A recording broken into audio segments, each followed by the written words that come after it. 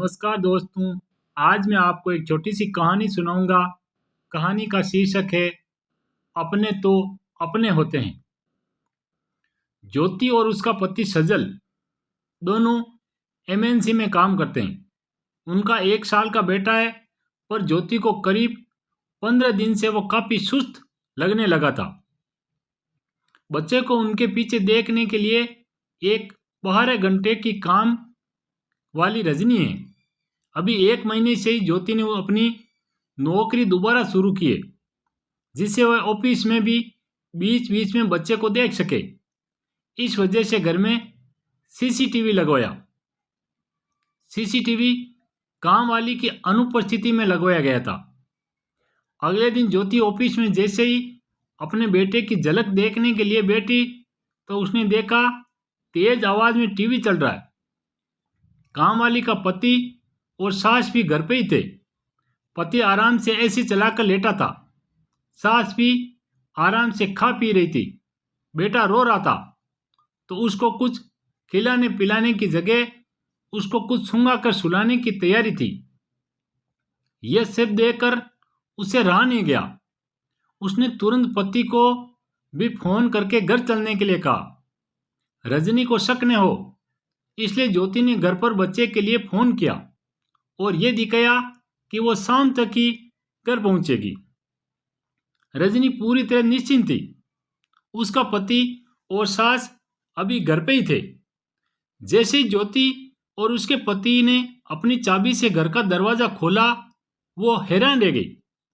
CCTV से तो वो अनजान थे।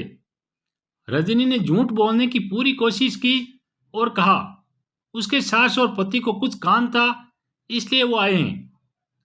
जब ज्योति ने थोड़ी सख्ती से पुलिस की धमकी दी, तब उसने बताया कि यह सब 15 दिन से चल रहा है और बच्चे को वो हल्की मात्रा में अफीम देकर सुला देते थे।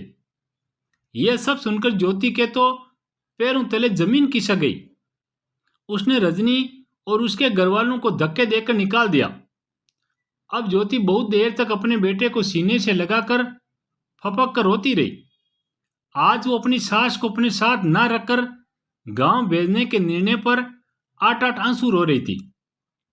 उसको याद आ रहा था कि कैसे उसके बेटे के पैदा होने से कुछ समय पहले आकर उसकी सास ने सब संभाल लिया था, पर ज्योति को तो उनका कुछ भी कहना सुनना अपने ऊपर नियंत्रण लगता था।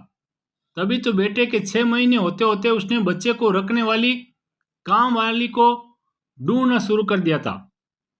आज उसे पता चल रहा था कि एक बच्चा अपने दादा दादी के साथ जितना सुरक्षित है, उतना किसी के साथ नहीं। सजल ने भी उसको बहुत समझाया, पर उसने एक ना सुनी थी। बेटे के लिए ज्योति ने नौकरी छोड़ने का फैसला लिया, क्योंकि अब सास को वापस बुलाने की उसकी हिम्मत नहीं हो रही थी। पर सजल ने चुपचाप उन्हें सब कुछ फोन पर बता दिया था। अगले दिन सुबह सुबह घंटी बजी तो ज्योति ने देखा सामने उसकी सास थी। ज्योति उसके चरणों में झुक गई। वो उसे गले लगाती हुई बोली, बेटा तैयार हो जा, नहीं तो ऑफिस के लिए देर हो जाएगी। वैसे भी अपने तो अपने होते हैं। कहानी को पूरा सुनने के लिए धन्यवाद। मेरे चैनल को सब्सक्राइब नहीं किया है तो सब्सक्राइब जरूर करें।